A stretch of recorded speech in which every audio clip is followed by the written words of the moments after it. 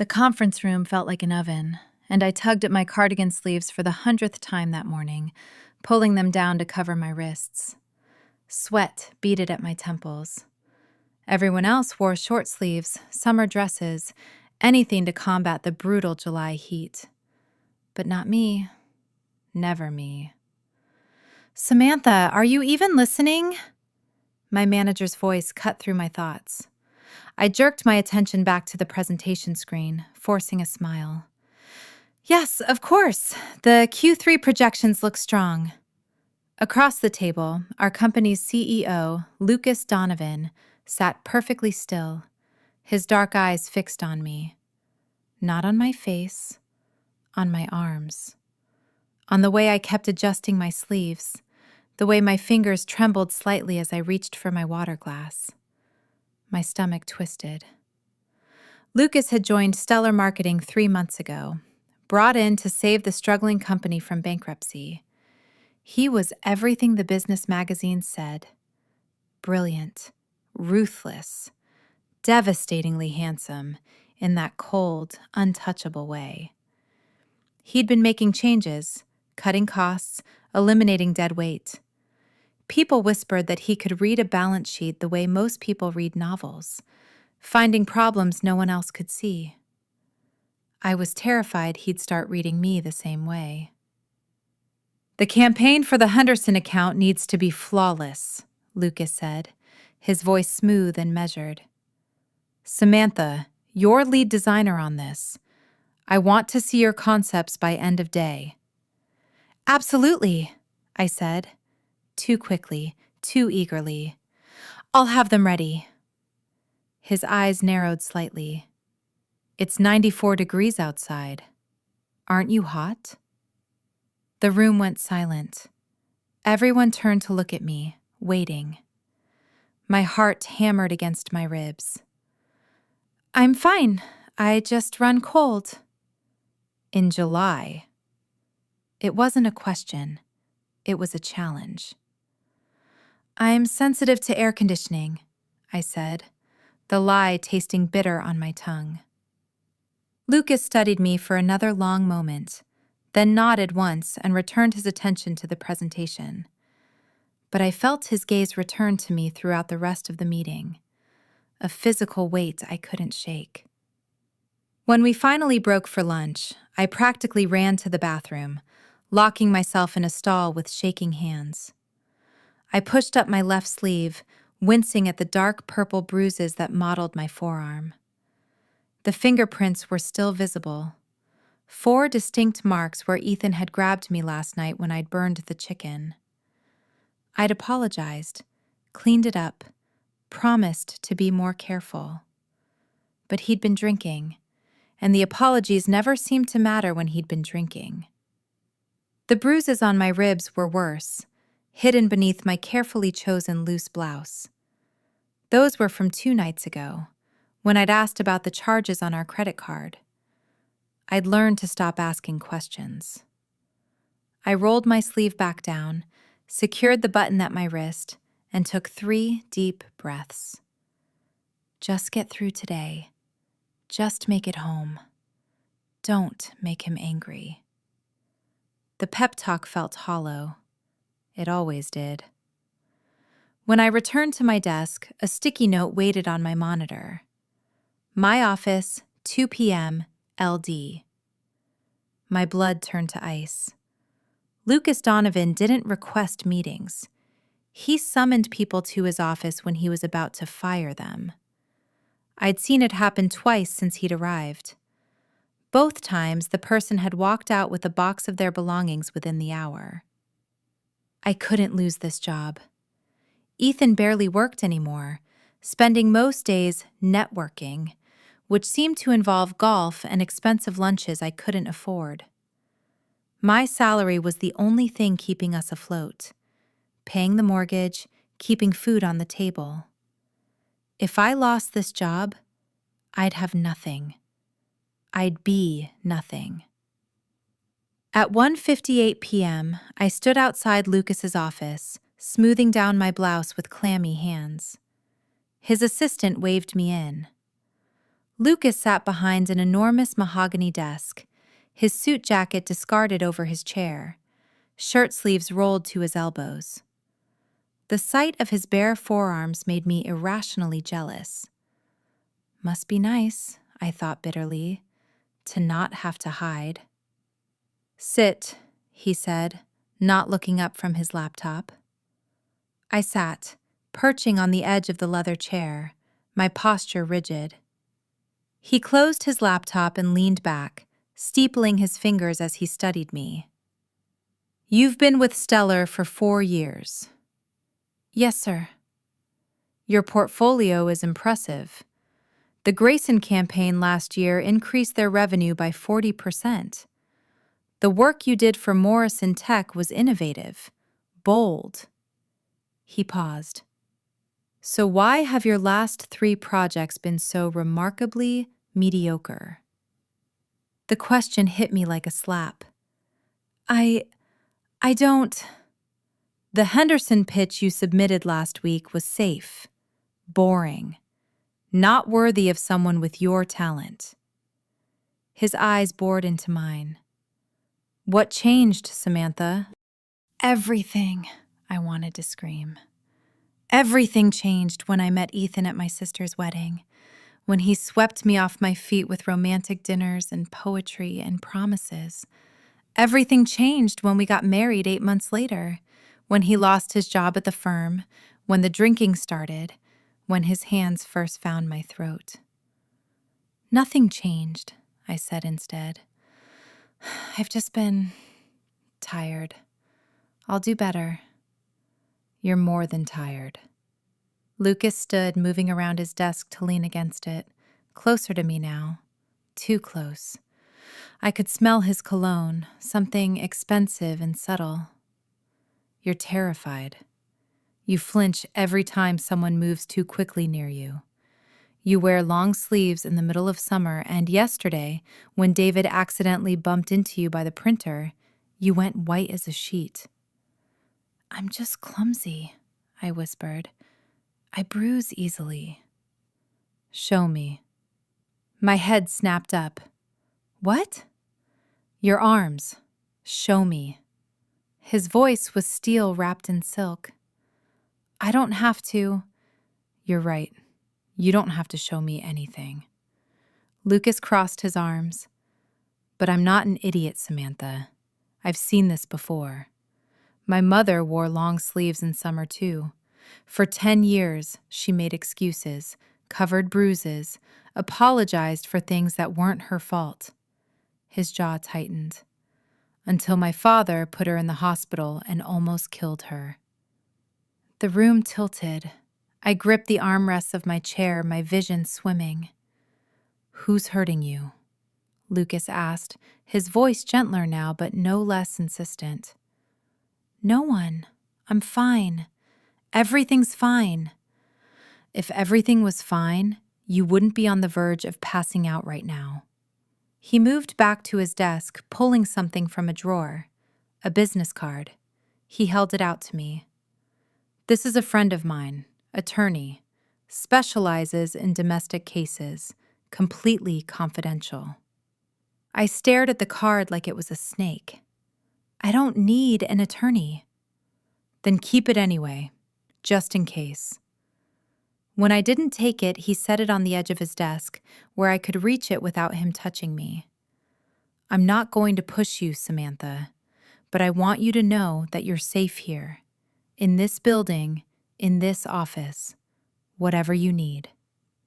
Tears burned behind my eyes. I blinked them back furiously.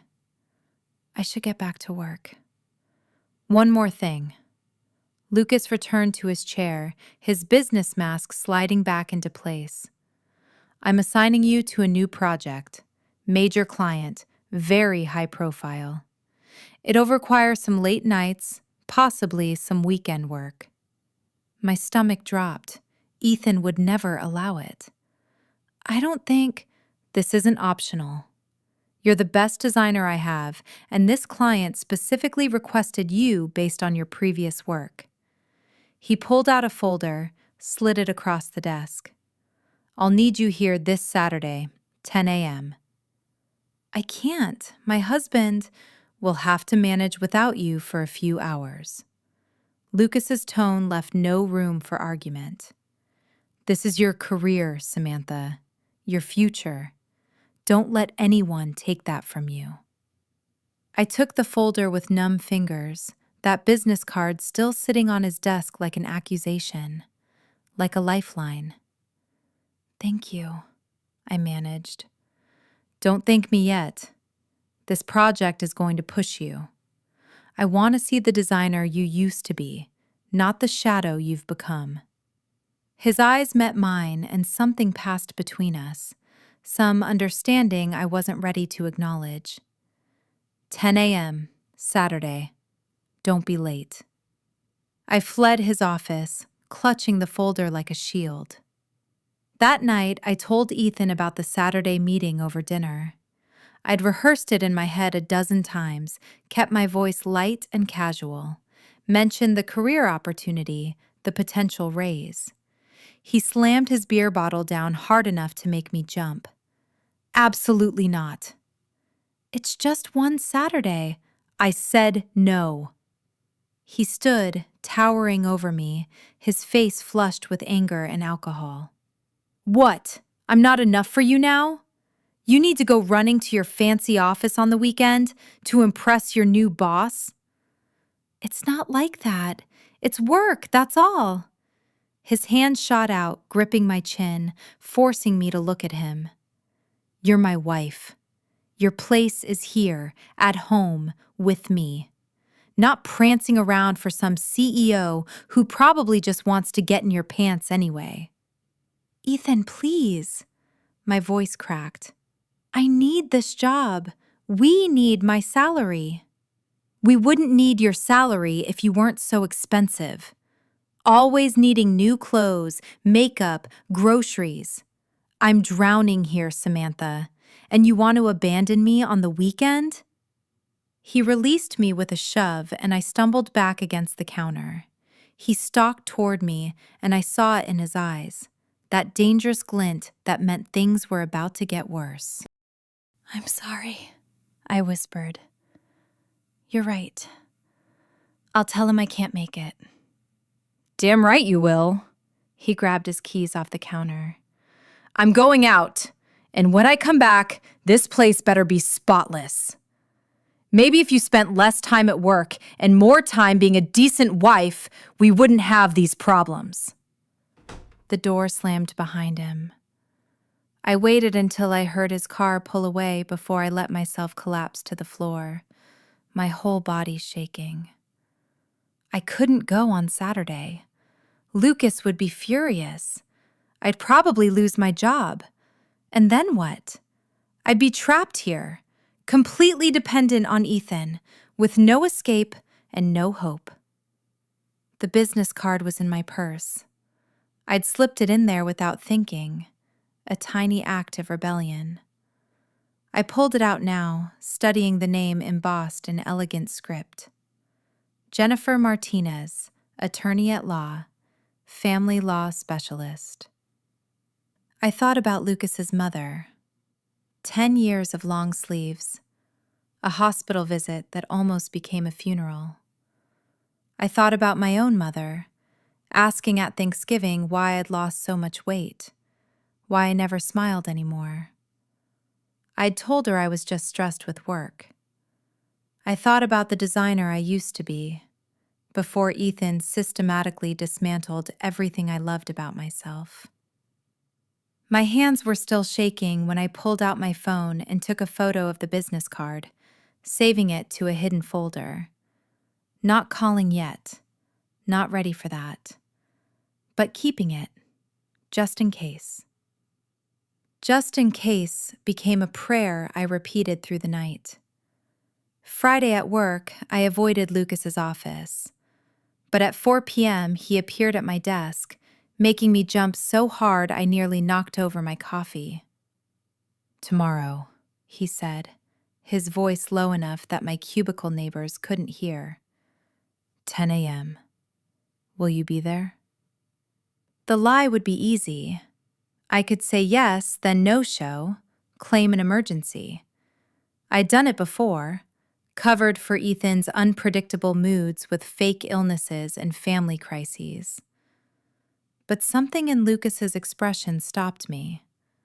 Not anger, not impatience, concern. Like my answer actually mattered to him beyond the business implications. "I'll try," I whispered. "Try isn't good enough. Yes or no, Samantha." "My husband isn't your keeper." Lucas pulled up a chair, sitting down so he was eye level with me. "I'm going to say something, and I need you to really hear it. You are a grown woman with extraordinary talent and a career that you built. No one has the right to tell you that you can't work. No one has the right to control your schedule, your choices, your life." He paused. "If someone is doing that to you, that's not love. That's not marriage. That's imprisonment." My throat closed up. "You don't understand." "I understand more than you think." His voice dropped even lower. "My father was charming. Everyone loved him. Successful businessman, pillar of the community. Behind closed doors, he was a monster. And my mother believed, for a very long time, that she deserved it. That if she was just better, quieter, more obedient, he'd stop." His eyes were dark with old pain. "She was wrong. It only got worse." "How did she—" I couldn't finish the question. "One day, she showed up at my college with a broken arm and a plan. She'd been hiding money, documentation, building a case. It took her 2 years of secret planning, but she got out. She rebuilt her life. She's happy now, truly happy, in a way I never saw when I was growing up." 2 years, I echoed hollowly. "It doesn't have to take that long. Not if you have help." He stood, his hand hovering near my shoulder, but not touching. "10 a.m. tomorrow. If you don't show, I'll understand. But I'll also be worried. Very worried." He walked away, leaving me trembling at my desk. That night, Ethan came home drunk again. I'd made lasagna, his favorite, and the kitchen was immaculate. But it didn't matter. Nothing ever mattered when he was like this. "You think you're so smart," he slurred, backing me against the refrigerator.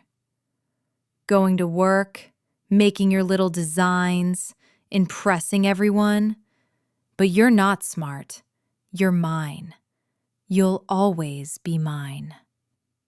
His hand tangled in my hair, yanking my head back. I bit back a cry of pain. "Say it," he demanded. "Say you're mine." "I'm yours," I whispered, the words like ashes in my mouth. "And you're not going anywhere tomorrow. You're staying right here where you belong." He released me with a cruel laugh and stumbled toward the bedroom. I heard him collapse on the bed, his snores starting almost immediately. I stood in the dark kitchen, touching my scalp where he'd pulled my hair, feeling the familiar ache radiating down my neck. 10 years Lucas's mother had endured. 2 years of secret planning to escape. How many more years did I have?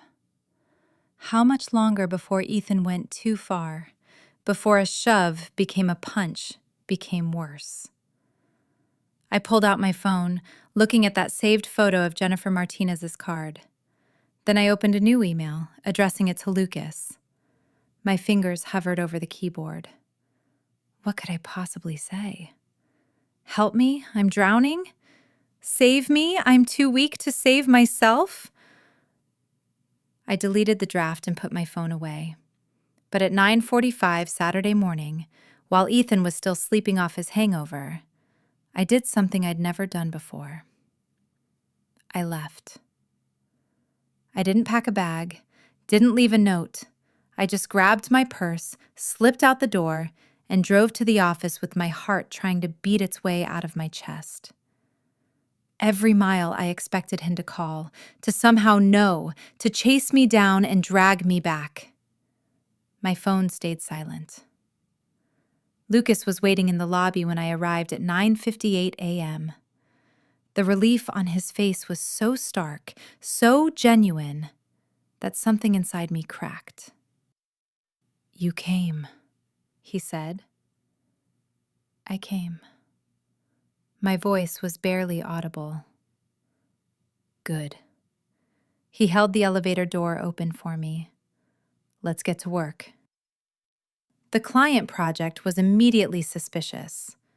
Lucas spread out materials on the conference room table, but his explanations were vague, the concepts half-formed. After 30 minutes of going through portfolio samples, I finally looked up at him. "There's no client, is there?" He met my gaze steadily. "No. You just wanted to get me here." "I wanted to give you a choice. A few hours away from whatever situation you're in. A reminder that you have options." He leaned against the table. "And I wanted to talk to you. Really talk. Without you looking over your shoulder." Anger flared in my chest, hot and unexpected. "You manipulated me." "Yes." "You lied to me." "Yes." No apology, no excuse, just truth. "Why?" The word came out broken. Lucas was quiet for a moment, choosing his words carefully. "Because 3 months ago, when I first walked into this company, I saw a brilliant designer whose work made me want to hire her on the spot. And every week since then, I've watched that brilliance dim a little more. I've watched you disappear." He moved closer and I didn't flinch away. "I can't force you to leave. I can't save you. But I can give you space to breathe, to think, to remember who you are when you're not afraid." The tears I'd been holding back for months finally broke free. I sobbed, harsh and ugly, my hands covering my face as everything I'd been carrying crashed down on me. I felt Lucas's presence beside me, steady and solid, not touching, but there. Present in a way Ethan never was. When the tears finally subsided, I found tissues in my hand. Lucas had moved to sit across from me, giving me space, his expression patient. "His name is Ethan," I heard myself say. "We've been married for 3 years. It started small, criticism, controlling what I wore, then checking my phone, then..." I gestured vaguely to my covered arms. "This." "Does he know you're here?" "He was asleep when I left, but he'll call soon. He offers does." As if on cue, my phone buzzed. Ethan's name flashed on the screen. I stared at it, paralyzed. "You don't have to answer," Lucas said quietly. The phone rang 8 times, then went to voicemail. Immediately, it started ringing again. "He'll get angrier if I don't pick up." "He's already angry. That's not your fault." Lucas's jaw was tight. "But it is your choice. Answer or don't. Either way, I'm here." I let it ring. It felt like the bravest and most terrifying thing I'd ever done. The calls kept coming, one after another. Then the text started. "Where are you? Answer your phone. Samantha, I swear to God, you're making a mistake. Come home right now." The text grew increasingly hostile. I showed Lucas my phone with shaking hands. He read them, his expression darkening with each message. "These are threats. Do you have other texts like this? Voicemails?" "Hundreds. Maybe thousands. I'd never deleted them, some instinct making me keep evidence I never thought I'd use." "That's good. That's documentation." He pulled out his phone. "I'm calling Jennifer." "No, I'm not ready, Samantha." He caught my gaze, held it.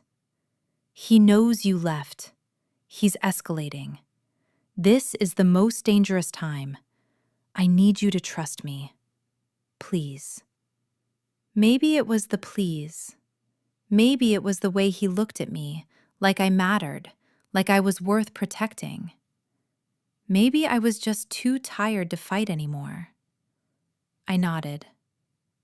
Lucas made the call, speaking in low tones. I heard words like immediate danger and emergency protective order and safe house. My phone kept buzzing. "I'm coming to your office. I know that's where you are, with him. You belong to me, Samantha. Me." "He's on his way here," I whispered. Lucas's expression went cold, calculating. He ended his call with Jennifer and immediately dialed security. "This is Donovan. I need security protocols activated immediately. There's a potentially violent individual en route. White male, approximately 6'2", name is Ethan." He looked at me questioningly. "Collins," I supplied. "Ethan Collins. He's not to be allowed in the building under any circumstances. If he attempts entry, call the police immediately." He hung up and turned back to me. "Jennifer is on her way. She's bringing paperwork for a protective order. In the meantime, we're going to document everything." He pulled a legal pad from a drawer. "I need you to write down every incident you remember. Dates if you have them, details, injuries, everything." "What if I can't remember?" "Then we document what you do remember. Your texts and voicemails will help, but your written account is crucial." He paused. "Can you do this?"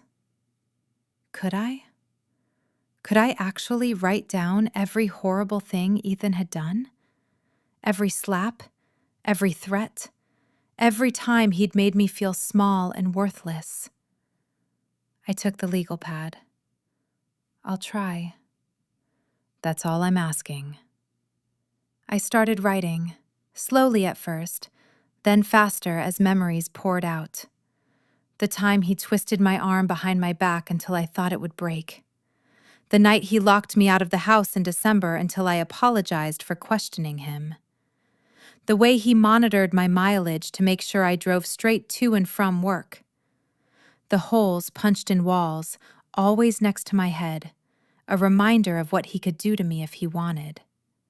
Page after page, filled with 3 years of abuse I'd minimized, excused, survived.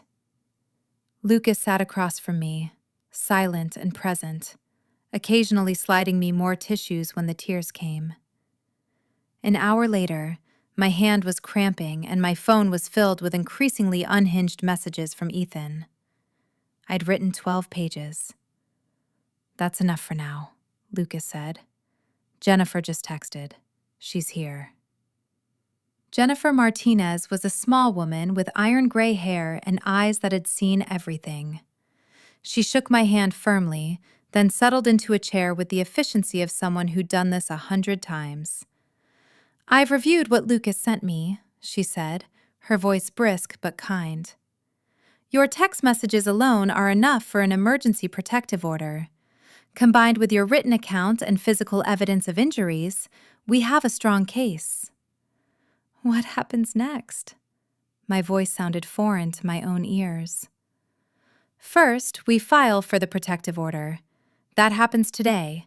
You'll need to come with me to the courthouse, make a statement to a judge. If approved, and it will be, Ethan will be legally prohibited from contacting you or coming within 500 feet of you. He'll violate it. Probably, Jennifer agreed. Which is why we also need to talk about where you'll stay. Do you have family? Friends he doesn't know about? I shook my head. He isolated me from everyone. My family thinks we're happy. My friends stopped calling years ago after he'd make scenes whenever they came around. Then we use a shelter. I have connections with several excellent facilities. She can stay at my place. Both Jennifer and I turned to stare at Lucas. Absolutely not, Jennifer said. That's not appropriate and could compromise. I have a 5-bedroom house with a state-of-the-art security system, cameras, and I'm almost never there anyway. Lucas looked at me. You'd have your own space, complete privacy. I'll stay at my downtown apartment. You'd essentially have the whole house to yourself. Lucas, I can't accept. Why not? His tone was, give me one good reason that isn't about pride or fear of owing me something. I opened my mouth, closed it again. Thought so. He stood. Jennifer, I know this is irregular, but my house is safer than a shelter whose address could potentially be discovered. Samantha will have independence, security, and time to figure out her next steps without being warehoused with dozens of other people. Jennifer studied him for a long moment, then turned to me. It's your choice, Samantha. I can arrange a shelter placement immediately, or his house, I heard myself say. If you're really sure, I'm sure. My phone lit up with another call from Ethan. This time, Lucas reached over and answered it on speaker before I could stop him. Samantha's phone, he said, his voice cool and professional. Silence. Then, who the hell is this? This is Lucas Donovan, Samantha's employer. She's currently in a meeting and unavailable. Put my wife on the phone. Now! As I said, she's unavailable. She'll contact you when I know what you're doing. Ethan's voice dropped to something venomous. You think you can steal her from me? She's mine, my wife, and I'm coming to get her right now. Mr. Collins, if you attempt to enter this building, you will be arrested for trespassing. If you continue to harass Samantha, you'll be charged with harassment. I strongly suggest you retain legal counsel. Lucas's voice never wavered from that professional monotone, but his eyes were flint. Any further communication should go through attorneys. He ended the call and powered down my phone. He doesn't get to speak to you anymore. Not until you decide if and when you want that contact. The relief was dizzying. Someone had stood between me and Ethan's rage. Someone had said no on my behalf when I'd spent 3 years afraid to say it myself. Thank you, I whispered. Lucas just nodded and turned to Jennifer. What else do we need to do today? The next 6 hours were a blur. Jennifer drove me to the courthouse, where I stood before a judge and recounted enough of my story to make the woman's expression harden. The emergency protective order was granted immediately. We stopped at my house, my former house, with a police escort while Ethan was at his brother's place. I packed 2 suitcases with shaking hands, grabbing clothes, documents, my laptop, a few photos of my family. Everything else could be sorted out later, Jennifer assured me. Right now, safety came first. Then she drove me to Lucas's house in the suburbs, a modern structure all glass and angles, surrounded by a high fence and elaborate landscaping. "You're sure about this?" I asked as we pulled up to the gate. He insisted. And between you and me, Lucas Donovan doesn't do anything he's not absolutely certain about. Jennifer handed me a folder thick with paperwork. "Read through these tonight. We have a lot of work ahead of us. But you did good today, Samantha. The hardest part is making the decision to leave. You did that." I'm not sure I actually decided anything. It feels more like I got swept along. However it happened, you're out. That's what matters. She squeezed my hand. "Call me tomorrow. We'll start working on the next steps. Divorce proceedings, property division, all of it." Lucas had given her the gate code. I drove through up the long driveway and sat in my car for a long moment, staring at this beautiful house that belonged to a man who was essentially a stranger, who'd upended my entire life in the course of one day. My phone, powered back on, immediately filled with notifications. 43 missed calls from Ethan, 67 text messages, 3 voicemails I didn't want to listen to. I powered it off again and went inside. The house was stunning, minimalist and clean, with floor-to-ceiling windows overlooking a creek. Lucas had left a note on the kitchen counter. "Guest suite is upstairs, second door on the right. I've stocked the fridge and pantry. Make yourself at home. Security code is 1847. All door and window sensors are active. You're safe here. L." I found the guest suite, a beautiful room with its own bathroom and a balcony overlooking the woods. My suitcases sat on a bench at the foot of the bed. Lucas must have had them brought up from my car. I sat on the edge of the bed, and for the first time in 3 years, I let myself feel it. All of it. The fear, the grief, the anger, the shame. And underneath all of that, fragile as a soap bubble, hope. I stayed in Lucas's house for 3 weeks. He was true to his word, staying at his apartment downtown and only coming by once to pick up some files. We spoke mostly through text messages. "Lucas, how are you doing?" Me. "Okay. Jennifer is helping with the divorce filing." Lucas. "Good. Let me know if you need anything." "The kitchen got restocked today. Hope they got the right stuff." "You didn't have to do that." "I know." "There's a yoga studio nearby if you're interested. I've set up a membership." "You need to stop doing things for me." "Not possible. Already a character flaw. It took me 2 weeks to stop flinching at every sound, to stop checking the security cameras obsessively, to believe that Ethan couldn't just walk through the door and drag me back." Jennifer moved quickly with the divorce proceedings. The protective order violations, Ethan had tried to contact me 63 times in the first week alone, strengthened our case. Assets were divided, the house would be sold, debts settled. On day 18 at Lucas's house, I received divorce papers to sign. Jennifer brought them herself, sat with me at the kitchen table while I read through them. "This is it?" I asked. "It's really over?" "The paperwork is in motion. It'll take a few months to finalize, but yes, you're free, Samantha." I signed my name, the pen strokes feeling like liberation and terror in equal measure. That night, I did something I hadn't done in years. I pushed up my sleeves. The bruises had faded to yellowish green, nearly gone now. I looked at my bare arms, remembering all the times I'd hidden them, ashamed of what they revealed. I decided then I was done hiding. On day 21, Lucas texted that he needed to come by for a work thing.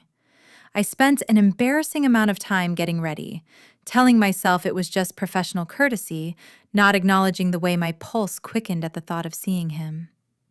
He arrived at 6 p.m., still in his suit from work, carrying his laptop bag. He stopped short when he saw me in the kitchen. "You look good," he said, then seemed to catch himself. "I mean, you look healthy. Better." "Short sleeves," I said, holding up my bare arms. "It's revolutionary." Something shifted in his expression. Pride? Relief? "How are you doing? Really?" "I'm scared," I admitted. "I'm angry. I'm sad, but I'm also... I feel like I can breathe again. Like the world got bigger." I paused. "I got my spark back. The design spark. I've been working on some concepts just for myself, creating for the joy of it, not because I'm terrified of failing." "Can I see?" I pulled up my laptop, showing him the work I'd been doing. A full branding campaign for a fictional company, allowing myself to be bold and weird and experimental in ways I hadn't dared in years. Lucas studied each piece with his characteristic intensity. "This is extraordinary. This is the designer I knew you could be." "It's just practice work. It's brilliant. And it's you." He looked up, held my gaze. "I want you to pitch this to the Henderson account.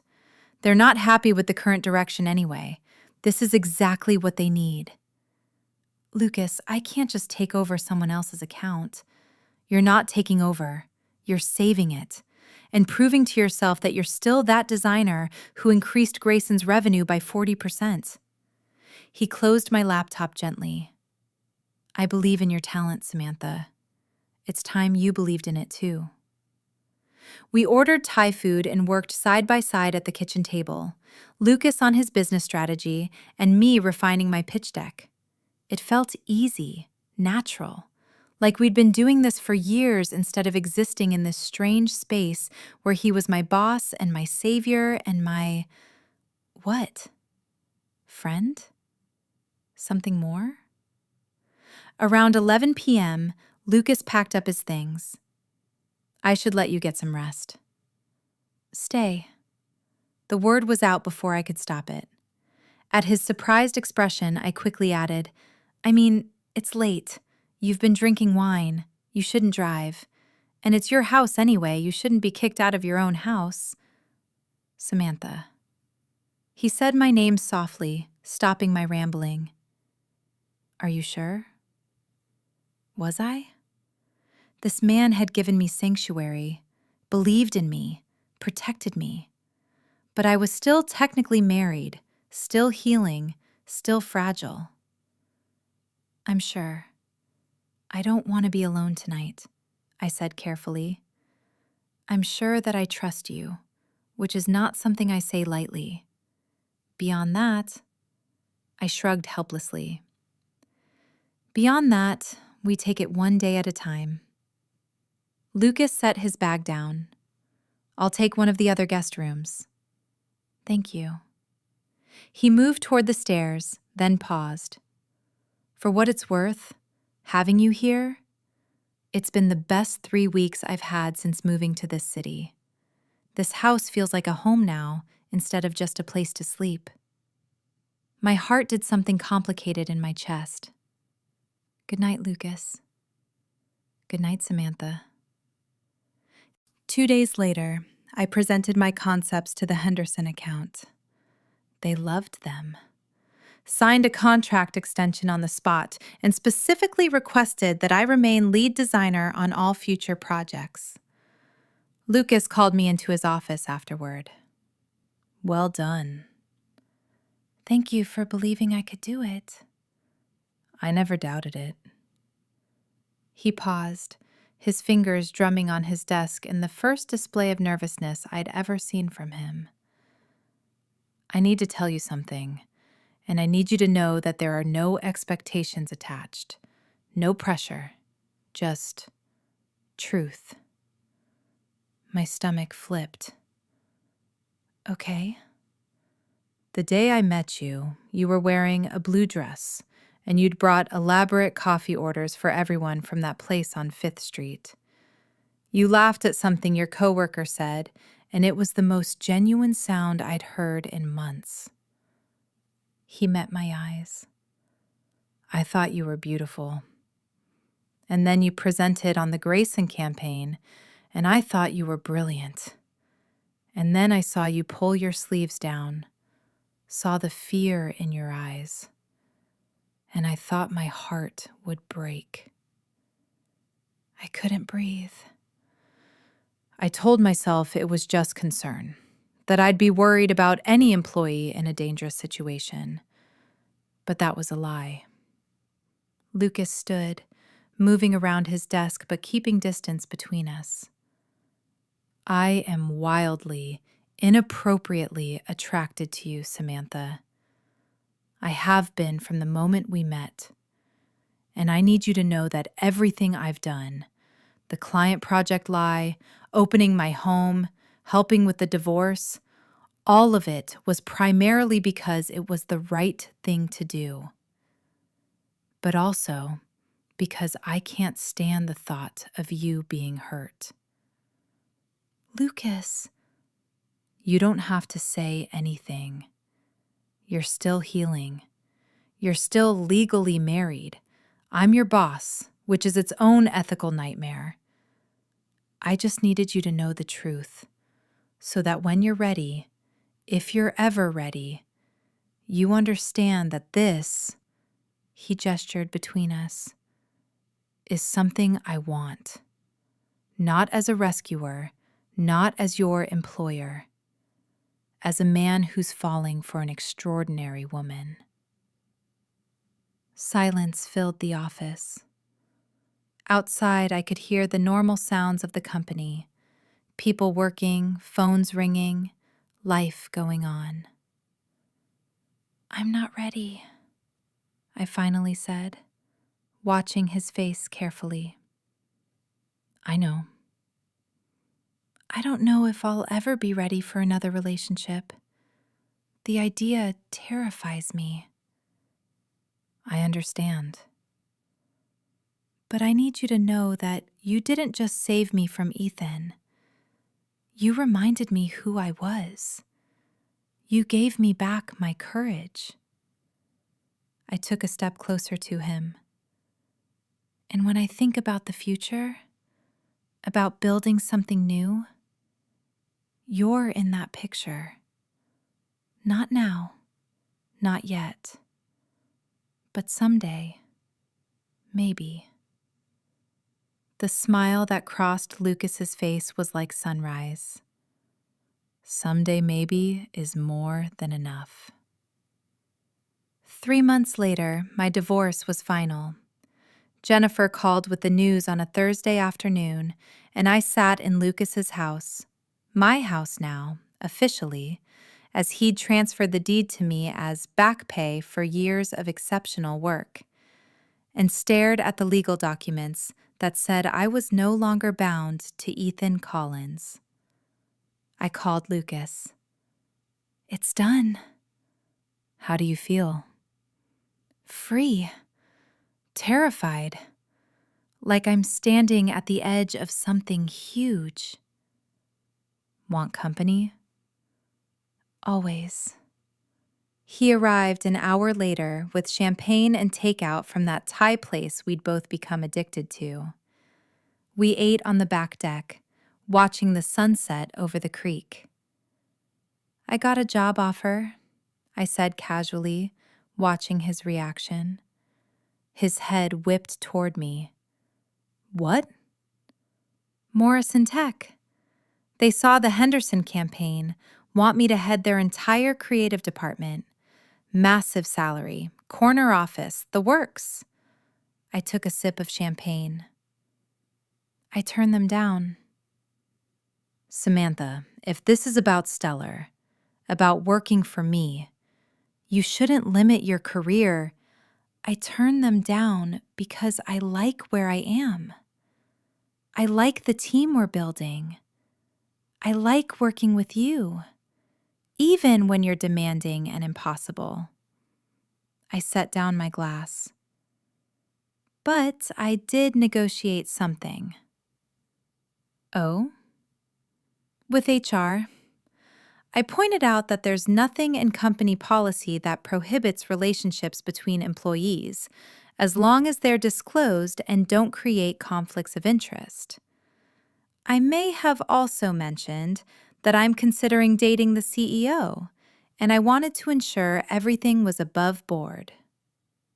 Lucas went very still. You're considering dating the CEO? I'm done considering, actually. I've decided. I turned to face him fully. I'm healed enough. I'm strong enough. And I'm absolutely certain that what I feel for you isn't gratitude or some trauma bond response. It's real. Samantha. He said my name like a prayer. I know all the arguments against it. Power dynamics, moving too fast, people will talk. I don't care.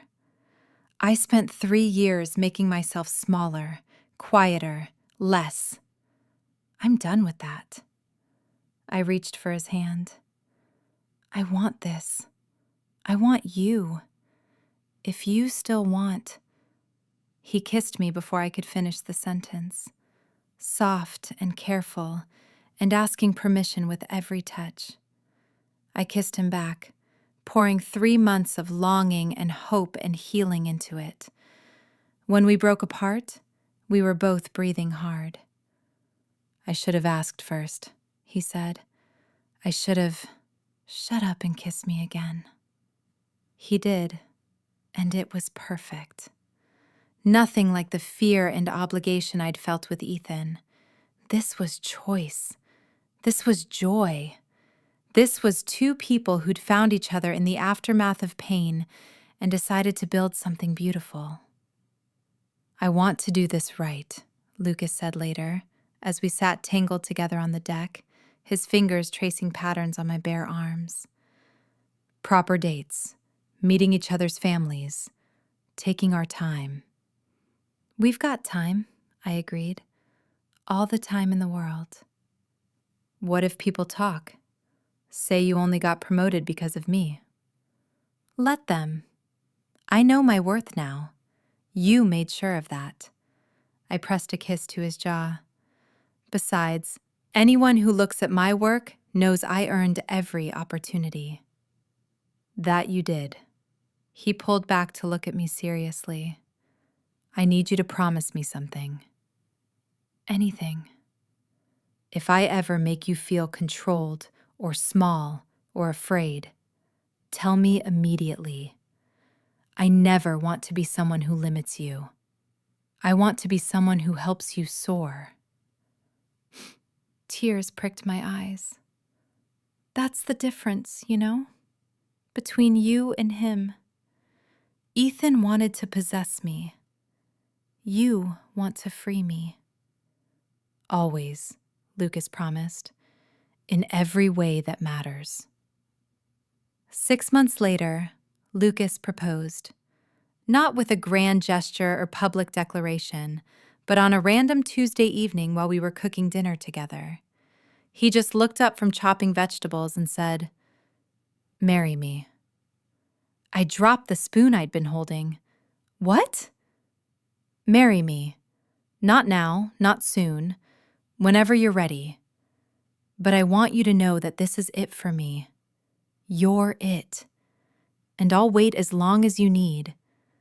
But I need you to know my intentions. I walked over to him, cupped his face in my hands. Ask me again in a year. Why a year? Because I want to be sure I'm saying yes to you, not yes to the life you've given me. I want to know that what we have is strong enough to weather normal problems, not just crisis-born intensity. I kissed him softly. A year from now, ask me again, and my answer will be yes. That's a long time to carry a ring around. Who said I'd wait a year for the ring? I grinned at his confused expression. I said wait a year to ask properly. But you could leave a ring in my drawer any time, just so I know you're serious about these intentions. He laughed, that full-body laugh I'd learned to cherish. You're going to be such a handful. You have no idea. A year later, to the day, Lucas proposed again. We were on a work trip to Seattle, having just landed a massive client. He got down on one knee in our hotel room, still in his suit from the presentation, and pulled out a simple platinum band. A year ago, I asked you to marry me. You told me to wait. I did. So now I'm asking again. Samantha, will you marry me? Yes. No hesitation, no fear, just certainty.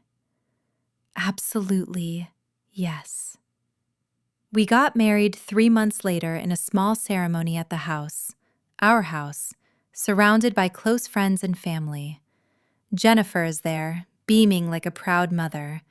My own mother cried through the entire ceremony, so happy to see me genuinely happy after years of fake smiles. My sister caught me before the ceremony, pulling me aside. I owe you an apology. For what? I introduced you to Ethan. I thought he was charming. I thought... She swallowed hard. I'm so sorry, Sam. I didn't see what he was. I should have protected you. You couldn't have known. I didn't even know, not really, until I was in the middle of it. I hugged her tight. But I'm out now, and I'm happy, really, genuinely happy. Lucas is a good man. He is, but more importantly, I'm a strong woman. I won't lose myself again. I know who I am now. The ceremony was simple. No long vows, no altar readings, just two people promising to build a life of mutual respect, trust, and love. When Lucas kissed me as his wife, I tasted freedom. Not freedom from being alone, but freedom to be fully myself with someone who celebrated every part of me. At the reception, Lucas made a toast. 5 years ago, I walked into stellar marketing thinking I was there to save a company. Instead, I met a woman who would save me from a life lived entirely in my head, never risking my heart. Samantha taught me that the best investments aren't in business. They're in people, in second chances, in believing that even broken things can be made whole again. I stood up beside him, surprising everyone by taking the microphone. Lucas taught me something too. He taught me the difference between being wanted and being cherished, between being controlled and being supported. He taught me that real love makes you braver, not smaller. And he taught me that sometimes the person who sees you at your absolute worst can also see your potential for absolute best. We raised our glasses, surrounded by people who loved us, in a home that held only good memories now, building a future neither of us could have imagined on that sweltering July day when I'd pulled my sleeves down in a conference room and he'd noticed. Later, as we danced our first dance as husband and wife, Lucas whispered in my ear, "No regrets?" I looked up at him, this man who'd seen me at my most broken and chosen me anyway, who'd given me space to heal and time to choose, who'd reminded me of my own strength even when I'd forgotten it existed. "Not a single one," I whispered back. "This is exactly where I'm supposed to be." And for the first time in years, I meant it with every fiber of my being. The woman in long sleeves was gone. In her place stood someone stronger, braver, wholly herself. Someone who'd survived the worst and chosen to build something beautiful from the ashes. Someone who'd learned that the greatest love story isn't about being saved. It's about being seen, valued, and given the space to save yourself. Someone who, on hot summer days, wore short sleeves without fear. Her scars faded, but not forgotten. A reminder of where she'd been and how far she'd come. And someone who, when she looked at her husband, saw not a rescuer, but a partner. Not someone who'd given her a life, but someone who'd helped her reclaim the life that had always been hers. That was the real ending, not the dramatic rescue or the fairy tale proposal, but the quiet, steady knowing that she was exactly where she belonged, with exactly who she was meant to be, both beside Lucas and, more importantly, as herself. Strong, free, whole.